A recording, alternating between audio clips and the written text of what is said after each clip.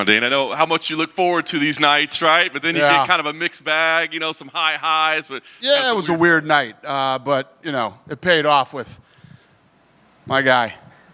I got to figure out his fucking name. And then we were just laughing the whole time, like, there's no way Dana's going to be able to say his name. Yeah. So coming into tonight, I mean, it seems like, at least when you're talking at the end, is there a higher bar, did you think? Or was it just through the night that people didn't meet the threshold you already had? I don't know. It's, when you watch the first fight, you got to come in and fucking say, I got to make this guy say yes and sign me. And Bradley, I don't know if this kid's ever watched the show. I was going to throw both these guys in UFC BJJ. And then the last fight. How'd you guys score that? Draw. Yeah, draw, right? Yeah. Lost a point in the first round and then wins the next 2 rounds. Yep. 30-26. What? Yeah, I was surprised they didn't disqualify him. It was a little shocking, right? We haven't pretty blatant foul there. Yeah.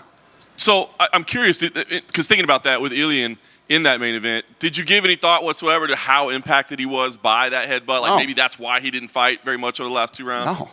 No. So when you come on the show, first of all, I don't even know anything about any of these guys till I sit down and I start reading the paper. Show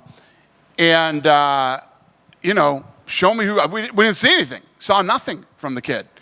And then Santana, you just lost the first round for sure. And he's yelling and screaming and slapping himself and talking, but not fighting. But he did enough to win the next 2 rounds. So, just real weird. Do Sean and Mick ever say, hey, Dane, I know that was a bad performance from, say, like a guy like Radley, who looks very talented in his past. Do they ever say, hey, yeah, this was an off night, but come on, let's bring this guy They're way worse than me. Yeah? Yeah, they're way worse than me. Yeah, no way.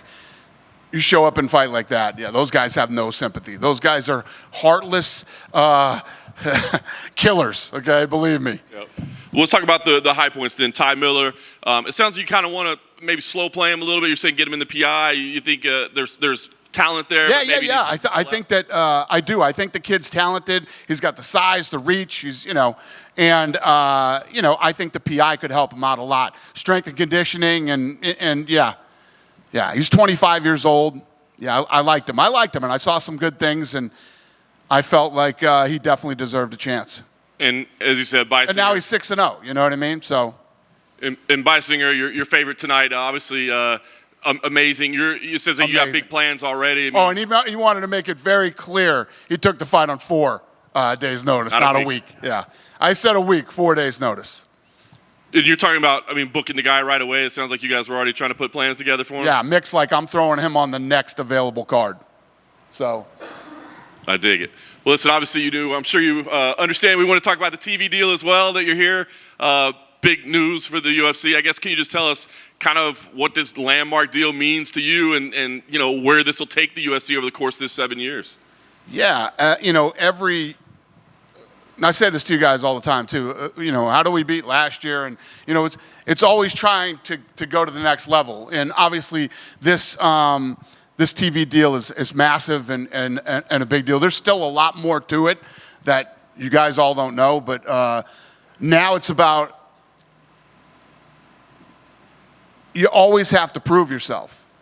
Always. No matter how good last year was, it doesn't mean jack shit when you go into the next year. And we have to get in there and we have to deliver. These guys are investing in the sport, in the athletes, and we got to get in there and kill it. So we got a lot of hard work to do over the next several months. Already coordinating now to get the teams together, everybody start to meet each other, and start to game plan for January. The decision to largely shy away from pay-per-view, I know you said it may still be on the table, but stay over. How difficult of a decision was that to make? It's not that it's on the table. The whole thing started going out, pay-per-view's dead. Pay-per-view's not dead. We're on pay-per-view on Saturday. And the pay-per-view business is still very much alive and well.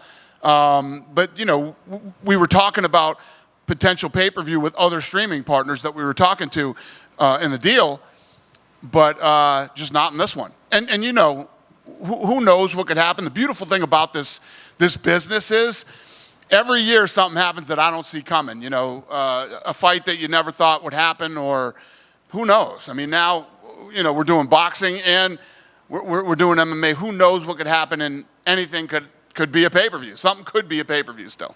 Does this require like massive restructuring of like fighter pay? I mean, they used to be pay-per-view partners with you, right? Now what's the carrot or the encouragement to be the superstar? It's not massive restructuring. You know, we got a bunch of smart kids over there that work in the accounting department to figure out how to, you know, how to make all this stuff work. But it's so good for the fighters. And what I loved about being with, you know, one company that made such a big investment in us is they're all in with us. So, you know, the fighters are going to get tons of promotion, you know, built by all these different unbelievable networks that these guys own. And, you know, these are aggressive, smart guys that are going to build a big media company. Yeah. Do you know what the cards are going to look like? I mean, now that you no longer have to sell a pay-per-view, does that mean you don't necessarily have to stack the numbered events so deep and you spread the roster a little bit? You know, that's not the way I think. You know, that's not the way I think. We're going to go in with to this Paramount deal, guns a-blazing, and yeah, no, that's not the way I think. I don't go, oh, let's water this shit down now. We don't have to, exact opposite. Nice. Last one for me. I did want to ask, I know we don't know where Contender Series lands yet, but you had talked like when you were talking with other partners that they want twice as many Contender Series. Is that still something that you're talking about, or with this, does that change things? Yeah, everybody loves the Contender Series, so we're still working on it. We got to figure out. There's still a lot of moving pieces and parts to this deal. Dana, going back to tonight, when you have guys like Santana shouting and screaming, and then Yuri doing the Max Holloway point down, but then going for a takedown, basically goofy shit. When you see people do stuff like that, does that work against them? Do you take that into account and think these guys are behaving stupid? Look at Kevin Holland. I didn't sign Kevin Holland, right? And then, you know, I can't remember, a fight fell out, and we were in the matchmaking room, and I said, call Big Mouth and see if he'll take the fight. He took the fight, and the rest is history. I mean, he's one of the most beloved guys in the UFC, and he has made a shitload of money. A shitload of money. Me and Hunter were at the last Kevin Holland fight, and I said, look up how much money Kevin Holland's made. Kevin Holland has done very well, and I didn't pick him in the contender that night, and the way that whole thing played out, it's awesome. Going back to a pay-per-view, it's a very rare thing in this day and age for things to get cheaper for fans, right? And now the UFC is going to be cheaper for UFC fans. How much was the rising costs of pay-per-view a factor in your decision to maybe move away from that model? So whatever happens with our partner, when we go in and we do a new deal, we were with Spike TV, then we went with Fox, ESPN, and now Paramount. All of these guys have different objectives and goals, you know, that they want to do with their property over the next several years. Whatever it is, we are aligned, and we get in, we roll up our sleeves, and we do what needs to be done. If it was going to be pay-per-view, it was going to be pay-per-view. If it was going to be subscription. With the model that you have now with Paramount, does that mean we can do numbered events in other countries prime time locally? So, for example, the Manchester event, could you now do that at prime time in the UK? All that stuff still needs to be worked out. Okay. And then the fighter pay stuff, obviously that's going to go up and the fighters are going to get money. Do you guys look at that as a case-by-case contractual basis with each fighter? Or What's the question? I'm getting there. Do you look at it case-by-case with each fighter, or do you go, right, we're going to What was the first part of the question? Fighter pay. Fighter pay, Yeah. So do you look at it as like case-by-case on each fighter, or do you go, right, we're just going to up the base pay and maybe up the bonuses? How do you sort of figure out the fighter pay rising? Yeah. Listen, I'm not going to have any comments on that yet because we still got to get together and figure this stuff out. It's August. We have till January to figure all that stuff. But, you know, the low-hanging fruit that's easy to answer, bonuses are obviously going up. So, you know, that'll be big. And forget about the tide rising with all the other fighters. I mean, just the number that the bonuses bring to a fighter is, you know, that's millions of dollars. Yeah. And obviously, you don't know who's on the card or anything like that, but this January event, let's say you get a title fight, a big fight. What's the ceiling for a massive title fight on CBS with the sport as it is now. How do you look at that event, and what do you think you can achieve being on CBS?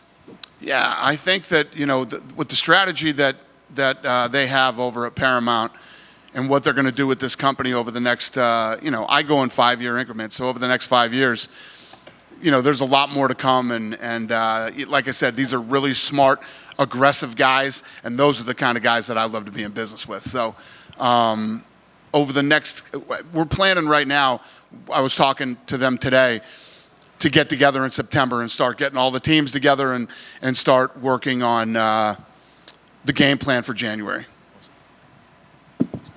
Dana, going on just on the Paramount and the numbers, for people that don't really know what that means, when we're talking about big tentpole events, how many viewers can we expect to be watching these big events? What you have to focus on is, I saw this thing on the internet yesterday that it said, this year or last year to be a UFC fan, it cost you, $1,030 to watch everything. Now it's like $115 or something. I mean, that's where the big difference is. The fact that you don't have to, and, when you think about Paramount Plus, all the great programming they have, you pay your $12.99, you get all the UFC content plus movies and TV shows and all that. I don't know the answer to that question, but we're going to find out. Yeah, it seems like that's what Turkey and everybody was saying. With getting rid of the pay-per-view model, there's going to be a whole new audience that never had a chance to maybe even see the sport. Do you feel that now a lot of people, that if that was ever a barrier, people having to pay to watch it, that barrier now is going away? So in all aspects, this sport should grow even faster now. I agree. Looking at Paramount, is that possibly still the lead destination for where TKO Boxing or Zuffa Boxing is going to go? We'll see. We don't have that deal done yet. We'll announce that when it's done. And is pretty much, so we won't know of any events on that side until the broadcast. Yeah, that's not till 26 anyway. Okay. So this Canelo Crawford fight, I'm promoting this fight with Sheikh Turkey. What I'm doing in 26 is completely different than this. How excited are you for the event that's going to go on in Allegiant? How excited am I for what? For the Canelo fight that is going to go on. I mean, same night we got Canelo Crawford and Noche, and yeah, it's exciting, but it's a lot of work. Yeah, you like to take on challenges like that. I do. See how this works out. Last one for me. For the White House card, do we have a number of fights that are supposed to happen? Is it a fight or is it a full-on event? I'm flying out there the end of this month, the 28th. Going to meet with him, show him all the renderings and the plans, see what he wants to do, doesn't want to do, and then we'll start from there. But not even thinking about any of the fights it's still a year away. So, I know you were excited about the challenge of the Sphere. How does this challenge stack up to what you had to do? This is a different challenge in that I want to do it on the South Lawn, and they have some weight issues, and the octagon's 25,000 pounds. So, it's going to be incredibly challenging. And then the weather, which I hate and said I would never do again after Abu Dhabi. I don't give a shit if it snows. We're going to be out on that South Lawn. Yeah. Thanks, Dana. All right. Dana, with MMA going back on CBS, are you looking to shatter that Kimbo Slice Elite card as well as the Cain Velasquez versus Dos Santos card on Fox? Are you still looking to shatter those numbers? I mean, we're going to do what we do, and we're going to get out and build the sport and build new stars and do what we always do. The numbers, with those numbers, I'm not even thinking about that right now. With those numbers, 6.1 million viewers and 8.8 peaking million viewers peaked. Like, are there fighters on the roster right now, excluding Conor McGregor, John Jones, that can bring that amount of eyeballs to CBS? Well, like he and I were just talking about, it's the Barrett entry isn't $80 anymore. It's $12.99. So. Yeah, I think that alone brings in more eyeballs. With UFC 319 this weekend, it's a massive fight with DDP and Hamzat. Do you kind of feel like the energy of yes. this? And I'm probably going to feel it more when I actually get to Chicago. I'm really excited for, the main event should be unbelievable, and probably the fight of the night. And we haven't been to Chicago in a long time. And sold out. I'm sure that buzz and the energy is going to be good. And I am going to not be keto in Chicago this weekend, so I'm looking very forward to all of it.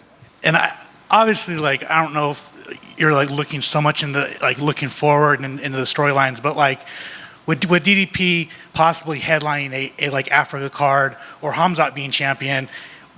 With Hamzat's inactivity, do you kind of look at that going forward if Hamzat were to beat DDP, of like maybe he won't fight as much as you would like him to? What is your question? My question is, if Hamzat fights, am I worried that he won't fight as much as I'd like him to? I fucked that up. If Hamzat beats DDP, are you worried that he will not be an active champion because of his past inactivity? No. And then finally, are you going to bring back Steven Espinosa for a job at on Paramount? Is he looking for a job still? Good. Dana, with Canelo Crawford right here to your left. With Canelo Crawford rapidly approaching, it was recently announced that Callum Walsh will be on the undercard against Fernando Vargas Jr. So how important was it for you guys to get Callum on this card? And is this a full circle moment for that relationship you guys have with Tom Loeffler and to have Callum on such a big stage? Yeah, I've been working with them for a while now on Fight Pass. I like Tom very much, and I like their style of matchmaking. They always have fun fights, and obviously, Callum and I have a great relationship. So it's been fun for me building it, and this thing just sort of all happened. It wasn't really a plan. It just all sort of came together. I mean, Shake Turkey popped out of nowhere. I mean, this thing just sort of happened in the last couple of years. So, yeah. I know when people see videos of you kind of telling your story and how you got in the fight business, you always kind of mention you watching boxing your whole life. So is the inner, child in Dana White very excited for September 13th? Yeah. I'm excited about, and I've talked a lot of shit about boxing and the production and lots of things over the last several years. So last 30 years. And, and now it's time to... Yeah, and just one from tonight. Was tonight like Tito would say, put my mouth where my words are. Fair enough. Just one from tonight. Was tonight reminiscent of the B. Joe Pyfer episode you had a while back? Did this remind me? No, this was even weirder than that night. I mean, this was a really weird night for the first episode. I've been so fired up for this. I had to fly in. I flew from Miami today to get here on time for this thing, and weird night, but. Thank God for the kid whose name I can't pronounce. Dana. We're going to have to change his name. Be the first thing we have to do. Jimmy. Dana. Your speech when you were saying about who is going to get the contract or not, do you believe the way you talk to the fighters are going to help to set the tone to the next episode so the fighters are going to perform the way the Contender Series want them to perform? Is that a question? Yes. Do you like believe the way you talk to them? The way that I talk to them sets the tone for the next episode. Yes. Is that what you said? Yeah, it's going to. That is a statement, sir, not a question. Yes. If that's a question, my answer is yes. Okay. Have you seen that before in the past seasons? I remember one day, like the Fertitas were here. You didn't like the first episode, and then you had a. I think that was the Joe Pyfer episode, wasn't it? I don't recall. Me neither. It was? Yeah. But yes. And then after that, the next episodes, they were really good. And do you believe the Well, let's hope that worked. Because I don't think any of us can take an episode 2 like this episode 1. Unless another Jimmy pops up on episode 2. Then we'll be happy. Fair enough. Thank you. The Paramount deal, it's for the U.S., right? In Brazil, I'm from Brazil, so in Brazil. The new deal is the U.S. only. Yeah, in Brazil, do you have are you willing to have a negotiation like that, a different platform or another partner? Yes, we still have the rights to the rest of the world. So yes, we will negotiate, deals when they're up. Perfect. Last one for me. Charles Oliveira, he's fighting in Brazil, October, and he's the main event there for that show. He just fought here against Topuria Some fans were like willing, they were kind of surprised that he was fighting that soon in Brazil, especially because it's a fight night, not a pay-per-view. Maybe his purse was too much for that. How hard was to get the deal with Charles and Fiziev to fight? Not at all. Not hard at all. Even Fiziev, did you have any options on other fighters or Tons of Fiziev? options. Or Fiziev was the first one? Is he asking me if that was the first option and he took the fight? Yeah, we bounce a lot of things around, and that's where it ended up. I mean, if you're asking me who else he was offered, I mean, it doesn't matter. That's the fight that's happening. Okay. Yeah? Thank you. Dana, thank you for taking the time. They announced Miller and Hunter for September 11th. Obviously, we have Canelo for the 13th. Any word on what will take that September 12th spot as far as the boxing event? What's your question? Any word on that event? Nothing has been announced for September 12th. And do you have any leads on what might be? You know what, man? I've been, dealing with all this deal leading up to today. This week, we're going to announce a lot of stuff. We'll get a lot of stuff out and announce this week. I might have to wait to ask you this one then. Do you guys follow the same criteria that boxing has before? Grand arrival, press conference, open workouts? Yes. Oh, awesome. And will the Apex host any of that stuff, or does it just stay in the Strip? Lene? Perfect. 1 month out. Can't wait. Cool. Can't get some more info. Appreciate it. Thanks, buddy. Actually, one more on that. The fight he just mentioned, the Michael Hunter, Jarrell Miller. Don King sent you a cease and desist. Do you have any reaction to that? Who did? Don King. Sent. He sent TKO and Seller a cease and desist because he says that he's got Michael Hunter under contract. Huh. Okay. Welcome to boxing. I don't give a shit about that stuff. We got lawyers. They'll deal with it.